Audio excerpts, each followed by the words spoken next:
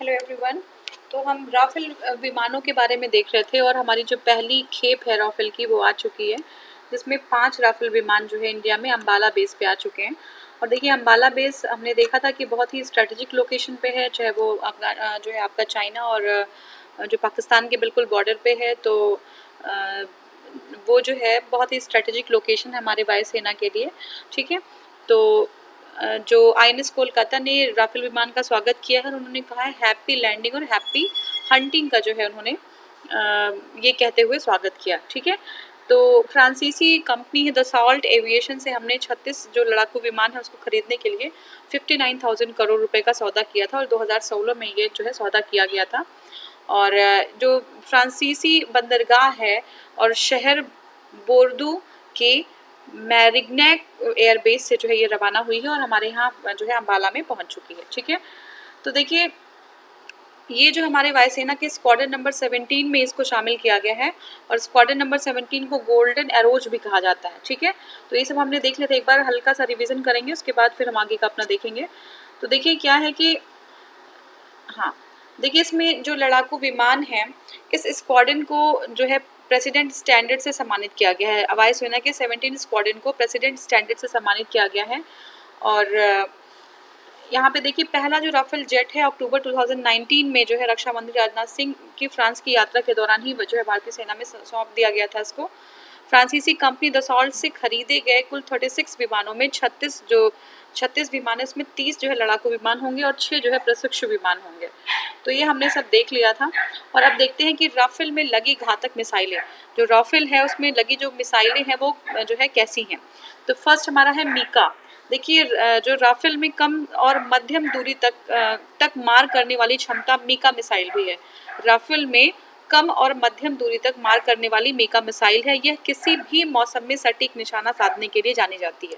तो देखिए मीका क्या है, राफेल में कम और मध्यम दूरी तक मार करने वाली मीका मिसाइल भी है।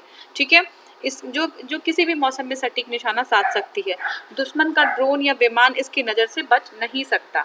ठीक है, तो एक बार हम देखेंगे और ये देखिए यह जो है इसका अगर वजन देखें तो वजन इसका क्या है 110 किलो है और ध्वनि की गति से तेज, जो ध्वनि की गति है उससे 4 गुना तेज जो है ये इसकी स्पीड है। तो भारतीय वायुसेना में शामिल मिराज 2000 लड़ाकू विमान में पहले से ही मीका लैस है। तो देखिए जो अगर हम पूछेगा एग्जाम में कि मीका किससे किस में लैस है, तो मीका जो है जो मिराज 2000 है जो हमारे भारतीय वायुसेना में ऑलरेडी शामिल है उसमें भी है। और अगर हम अब देखें तो जो हमारा राफेल है उसमें भी मीका लैश है। अब रेंज जो इसकी अगर देखें तो ये जो है 500 मीटर से लेकर 800 किलोमीटर 80 किलोमीटर तक रेंज कितनी है, 500 मीटर से लेकर 80 किलोमीटर तक की इसकी रेंज है। यह बेहद करीब से दुश्मन पर हमला कर सकती है। ठीक है, नेक्स्ट हमारा है मेटायर। मेटायर क्या है, मध्यम दूरी से हवा में मार करने वाली मिसाइल है।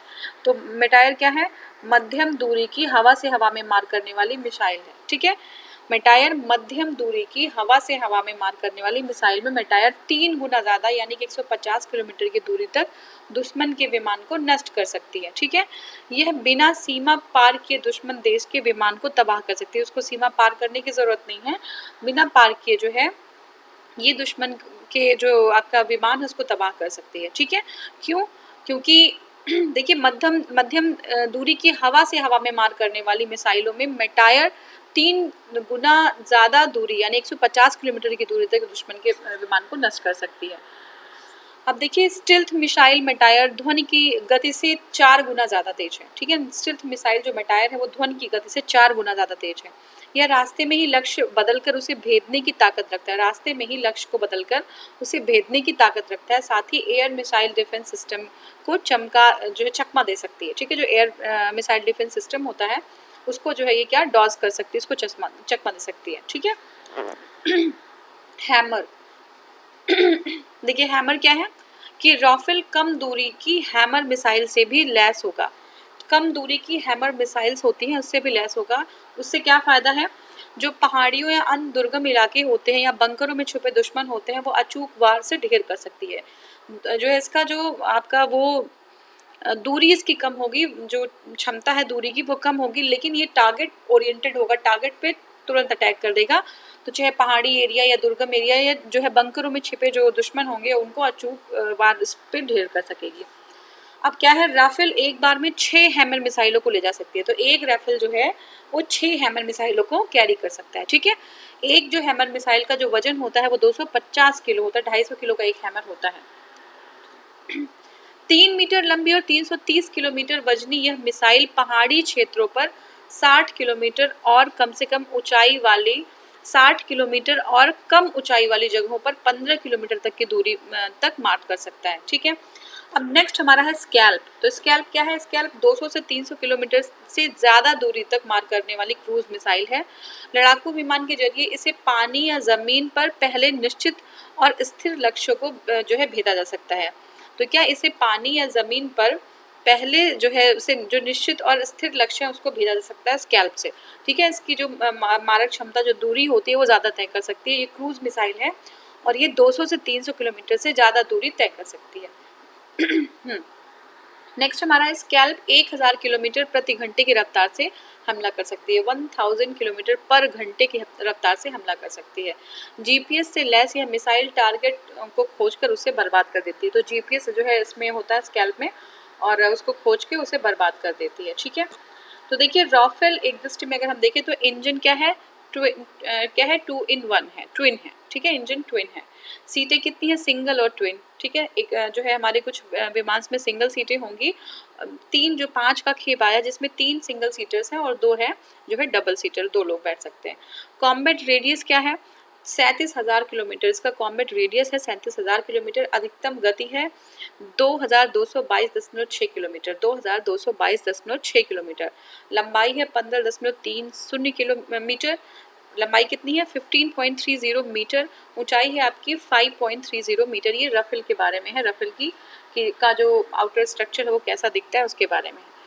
अब देखिए नेक्स्ट टॉपिक जो हम कवर करेंगे वो है महिला जो हैं वो सेना में उनको स्थायी कमीशन हेतु सरकार का आदेश जारी हो चुका है। तो सेना में महिलाओं को स्थायी कमीशन हेतु जो है सरकार ने आदेश जारी कर दिया है। देखते हैं क्या है इशू। तो देखिए केंद्र सरकार ने 23 जुलाई 2020 को सेना में भी महिलाओं को बराबरी का हक देने के लिए स्थायी कमीशन की सेना में महिलाओं को बराबरी का हक देने के लिए स्थायी कमीशन की विधिवत घोषणा कर दिया है। ठीक है, रक्षा मंत्रालय द्वारा जारी आदेश के अनुसार शॉर्ट सर्विस कमीशन, इसको क्या बोलते हैं? एसएससी, शॉर्ट सर्विस कमीशन की महिला अधिकारियों को अब सेना की जो है सभी 10 शाखाओं जितनी जो है टोटल जो है 10 ब्रांचेस हैं सेना में उसमें स्थायी कमीशन मिलेगा। सुप्रीम कोर्ट ने फरवरी में एक ऐतिहासिक निर्णय में एसएससी के तहत नियुक्त सभी महिला अफसरों के लिए स्थायी कमीशन का रास्ता साफ कर दिया था। सुप्रीम कोर्ट ने पहले ही कह दिया था कि स्थायी कमीशन जो है होना चाहिए। ठीक है, सेना की प्रवक्ता कर्नल अमन आनंद ने बताया, कौन? अमन, जो कर्नल अमन आनंद है, उन्होंने बताया कि महिलाओं को सशक्त बनाने के लिए संगठन में उन्हें बड़ी जिम्मेदारी दी गई है। और कर्नल आनंद ने कहा कि महिलाओं के चयन के लिए जल्द ही जल्द बोर्ड सभी जरूरी औपचारिकताओं की जो है उनको पूरा करेगा।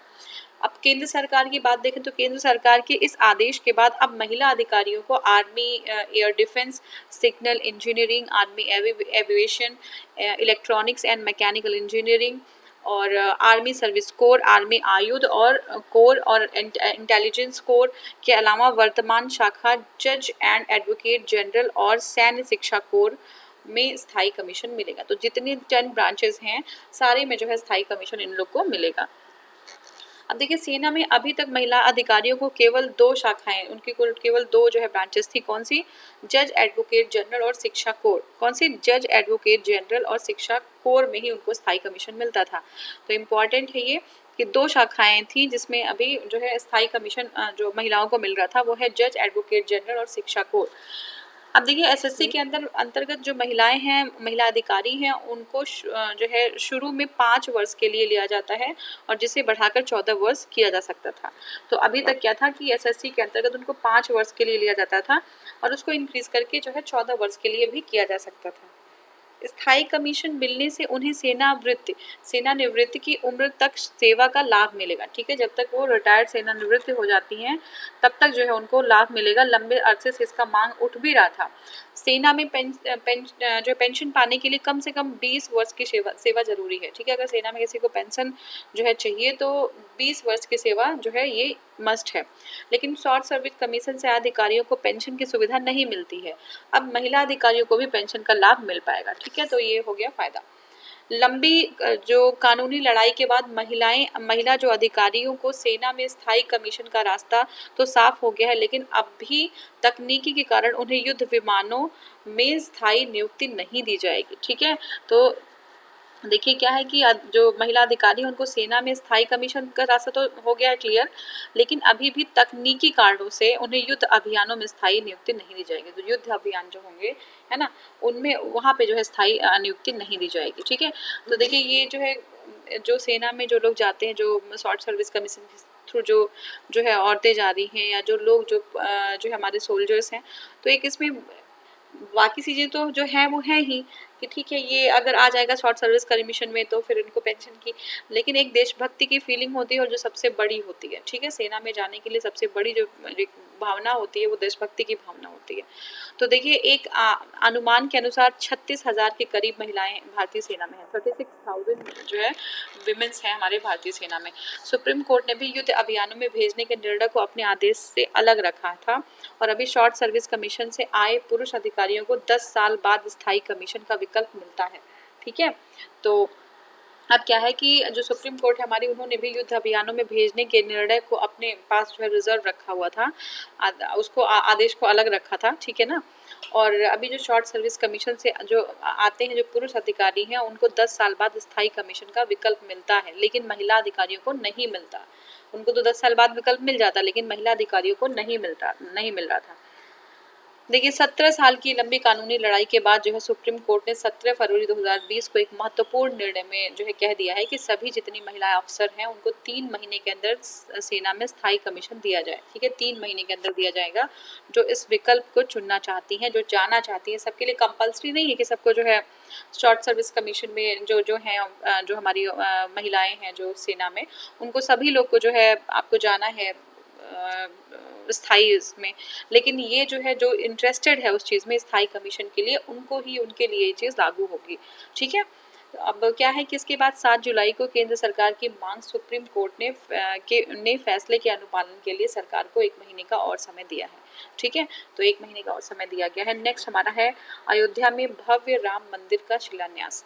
ठीक है, तो अयोध्या में जो है भव्य राम मंदिर का शिलान्यास किया गया।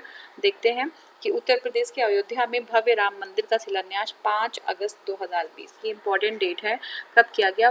5 अगस्त 2020 को दोपहर 12:15 पर प्रधानमंत्री नरेंद्र मोदी के हाथों किया गया। ठीक है, 12:15 पे, और डेट हमें पता जो है याद रखना है कि 5 अगस्त 2020 को। अब देखिए श्री राम जन्मभूमि तीर्थ क्षेत्र ट्रस्ट की अयोध्या में 18 जुलाई 2020 को हुई बैठक में राम मंदिर निर्माण के लिए 3 या 5 अगस्त को भूमि पूजन कराने की सहमति बनी थी। ठीक है, ट्रस्ट ने इस बैठक में मंदिर के विस्तार का भी निर्णय लिया गया और इसमें जो है लिए गए निर्णय के जो है, हाँ एक सेकेंड, हाँ तो देखिए लिए गए निर्णय के तहत मंदिर का मॉडल तो विहिप का ही रहेगा, लेकिन अब मंदिर में 3 की जगह 5 गुंबद होंगे। ठीक है, तो अब मंदिर का मॉडल तो वही है, लेकिन मंदिर में जो है जो गुंबद होंगे वो 3 थे, अब 5 होंगे। मंदिर की नींव जो है, नींव में टाइम कैप्सूल भी डाला जाएगा। यह कैप्सूल मंदिर के नींव में 200 फीट नीचे डाला जाएगा। इसे कालपत्र कहा जा रहा है। इस कालपत्र में जो जानकारी डाली जाएगी उसे ताम्रपत्र पर लिखकर डाला जाएगा। ठीक है, तो मंदिर का जो नींव है उसमें जो है क्या डाला जाएगा? Time capsule. ध्यान रखिएगा, मंदिर के नींव में टाइम कैप्सूल डाला जाएगा और यह जो कैप्सूल है मंदिर की नींव में 200 फीट नीचे डाला जाएगा, 200 फीट नीचे डाला जाएगा। इसे कालपत्र कहा जा रहा है और इस कालपत्र में जानकारी जो है उसको ताम्रपत्र में लिखकर डाला जाएगा। मंदिर के डिजाइन में विस्तार से उसकी ऊंचाई 128 फीट से बढ़ाकर 161 फीट कर दी गई है। तो जो उसकी ऊंचाई थी वो पहले जो है 128 फीट की बात की जा रही थी, लेकिन अब उसको 161 फीट जो है कर दिया गया है। ट्रस्ट की बैठक में यह भी निर्णय लिया गया कि राम जन्मभूमि परिसर स्थित करीब 12 प्राचीन जर्जर मंदिरों को गिराया जाएगा। ठीक है। ट्रस्ट में ये भी जो प्राचीन 12 जो हमारे जर्जर मंदिर हैं उनको गिराया जाएगा और जो है उसके स्थान पे नए मंदिरों का निर्माण किया जाएगा, ठीक है। अब देखिए नेक्स्ट हमारा पॉइंट है भारत और यूरोपीय संघ में की 15वीं शिखर बैठक। भारत और यूरोपीय जो संघ है EU है उसकी 15वीं शिखर बैठक, ठीक है। तो देखिए 27 देशों के समूह यूरोपीय संघ और भारत के बीच 3 वर्ष बाद 15 जुलाई 2020 को वीडियो कॉन्फ्रेंस के माध्यम से 15वीं शिखर बैठक का आयोजन हुआ। तो कब हुआ? 15 जुलाई 2020 को वीडियो कॉन्फ्रेंस के माध्यम से हुआ और ये 15वीं शिखर बैठक थी भारत और EU की। तो इसमें जो है भारत का प्रतिनिधित्व जो है नरेंद्र मोदी ने किया और यूरोपीय संघ का जो प्रतिनिधित्व है वो चार्ल्स मिशेल ने किया, ठीक है। परिषद के जो अध्यक्ष हैं चार्ल्स मिशेल उन्होंने किया तथा यूरोपीय आयोग के अध्यक्ष जो है उर्सुला वोन दे लियोन ने किया, ठीक है। तो जो है यूरोपीय यूनियन की तरफ वहाँ के जो अध्यक्ष हैं, परिषद के अध्यक्ष हैं चार्ल्स मिशेल और यूरोपीय आयोग के जो अध्यक्ष हैं वो हैं आपके उर्सुला वोन दे लियोन ने किया है। 15वें सम्मेलन में दोनों पक्ष व्यापार, निवेश, नवीकरणीय ऊर्जा में सहयोग बढ़ाने और मुक्त व्यापार समझौते को दिशा देने के को आपका उच्च स्तरीय बातचीत जारी रखने में सहमत जो है हुए हैं। नरेंद्र मोदी जी ने कहा कि भारत और EU जो नेचुरल पार्टनर है, उन्होंने नरेंद्र मोदी जी का कहना है कि जो भारत है और EU है वो नेचुरल पार्टनर है और राजनीतिक रिश्ते को संवारने के लिए प्रतिबद्ध है।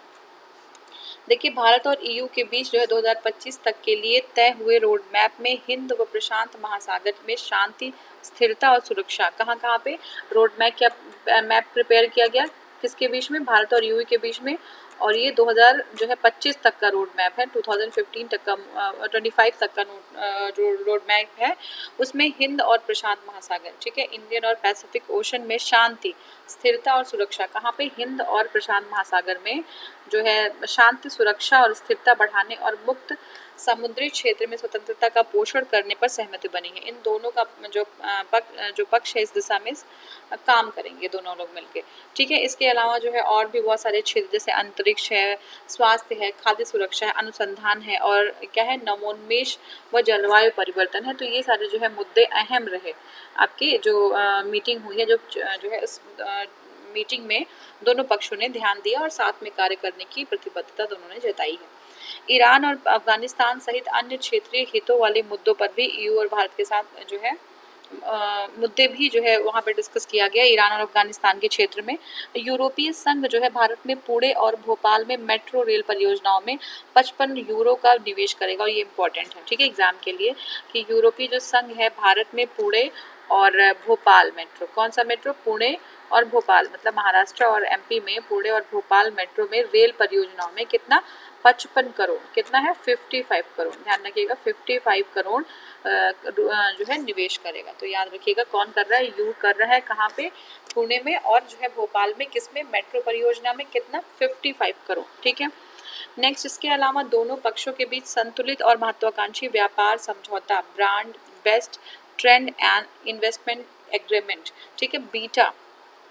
तो बीटा के नाम से समझौता हुआ है। इसका फुल फॉर्म एक बार फिर से देखिए, बीटा का brand best trend and investment agreement, ठीक है। बीटा को लेकर बातचीत अगले कुछ दिनों में शुरू हो जाएगी। इन दोनों ने इसके लिए प्रतिबद्धता जो है जताई है।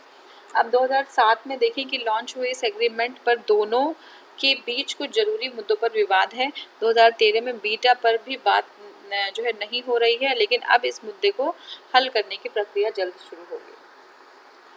देखिए इसमें दोनों पक्षों ने चीन का नाम लिए बिना यह कहा कि वे हिंद महासागर, कहाँ पे? हिंद महासागर और प्रशांत महासागर में शांति व स्थिरता बनाए रखने के लिए समुद्री इलाकों को की सुरक्षा और कानून का पालन सुनिश्चित करने के लिए मिलकर काम करेंगे। तो ये कहा गया इन लोगों के द्वारा। महामारी के मौजूदा दौर में जब चीन से कई देश दूरी बना रहे हैं और वैश्विक सामरिक समीकरण में बदलाव के संकेत मिलने लगे हैं, तब भारत द्वारा शक्तिशाली यूरोपीय संघ के साथ सामरिक रिश्तों का गहरा होना और इसका अहमियत जो है और बढ़ा देता है, ठीक है। तो ये जो है हमारा अभी ये है और देखिए जो है वैश्विक मामलों में यूरोपीय संघ जो है कभी प्रभावशाली आवाज़ नहीं बन सका, ठीक है। तो बहुत ज़्यादा मतलब पावरफुल ऐसे वॉइस नहीं बन सका जो वैश्विक मामले हैं यूरोपियन यूनियन। इसलिए भारतीय सामरिक जो मामलों में यूरोपियन संघ के साथ रिश्ते को उतनी अहमियत नहीं दी गई। यूरोपीय संघ भी भारत के प्रति अब इसलिए उदासीन रहा। अब तक क्यों उदासीन रहा? क्योंकि भारत ने मुक्त व्यापार संधि और निवेश संरक्षण संधि को हरी झंडी नहीं दी, ठीक है। लेकिन अब चीन के विरुद्ध जो है यूरोप में जिस तरह की भावनाएं जो है स्ट्रांग हो रही हैं, वैसी स्थिति में अगर देखें तो भारत के लिए सुनहरा मौका है कि यूरोपीय कंपनियों को भारत में निवेश के लिए आकर्षित जो है करने की दिशा में एक कदम उठाया जाए। तो ये इंपॉर्टेंट हमारे मुद्दे थे। नेक्स्ट हमारा है, सरकार ने चीन के 59 एप्स पर लगाया प्रतिबंध। तो भारत ने जो है चीन के 59 एप्स पर प्रतिबंध लगा दिया गया है। और 15-16 जून 2020 की मध्य रात्रि में हिंसक संघर्ष के बाद भारतीय जो जनमानस है में चीन के प्रति जो है जनाक्रोश है। और चीनी उत्पादों के बहिष्कार की मांग के लिए जो है इलेक्ट्रॉनिक्स और सूचना प्रौद्योगिकी मंत्रालय, इलेक्ट्रॉनिक्स है एंड सूचना प्रौद्योगिकी मंत्रालय है, ठीक है, उसमें क्या हुआ है कि जो है भारत सरकार ने 29 जून 2020 को चीन के 59 मोबाइल, कब 29 जून 2020 को चीन के 59 मोबाइल ऐप पर प्रतिबंध लगाने की घोषणा कर दी है। चीन के ये ऐप भारत की संप्रभुता, अखंडता, भारत की रक्षा, राज्य की सुरक्षा और सार्वजनिक व्यवस्था के लिए नुकसानदायक साबित हो रहे थे। अब देखिए, सूचना प्रौद्योगिकी मंत्रालय ने सूचना प्रौद्योगिकी अधिनियम धारा 69A के अंतर्गत दी गई सूचना प्रौद्योगिकी जनता द्वारा सूचना के उपयोग को अवरुद्ध करने की प्रक्रिया या उपाय, ये नाम है इसका। और इसमें क्या है कि 2009 से संबंधित प्रावधानों के तहत दी गई शक्तियों का प्रयोग कर खतरों की उभरती प्रकृति को देखते हुए, ठीक है ना, खतरों की उभरती हुई प्रकृति को देखते हुए 59 ऐप्स को प्रतिबंधित करने का निर्णय लिया गया। और किस धारा के अंतर्गत ये निर्णय लिया गया है? यह है सूचना प्रौद्योगिकी अधिनियम की धारा 69A, सूचना प्रौद्योगिकी अधिनियम की धारा 69A। तो ये जो है इम्पोर्टेंट है, ये एग्जाम में आ सकता है कि किस धारा के तहत जो है ये ऐप को प्रतिबंधित करने का फैसला लिया गया। तो ये है सूचना प्रौद्योगिकी अधिनियम की धारा 69A, ठीक है। अब देखिए, जो मंत्रालय है हमारा सूचना प्रौद्योगिकी का, उन्होंने विभिन्न स्रोतों से अनेक शिकायतें मिली थी, जिसमें एंड्रॉयड और iOS प्लेटफॉर्म पर उपलब्ध कई मोबाइल ऐप के दुरुपयोग के बारे में जानकारी दी गई थी, ठीक है। तो इसी में देखते हैं, ऐप का प्रयोग करने वाले उपयोगकर्ताओं के डेटा को अनाधिकृत तरीके से उन सर्वरों पर प्रसारित करने में किया जा रहा है जो देश के बाहर स्थित हैं। और इन आंकड़ों का संकलन और इनकी माइनिंग एवं प्रोफाइलिंग उन तत्वों पर किया जा रहा है जो राष्ट्रीय सुरक्षा और भारत की रक्षा के लिए खतरा बन चुका है, ठीक है। चीनी ऐप जिन्हें भारत में प्रतिबिंबित किया गया है, कौन कौन से ऐप हैं?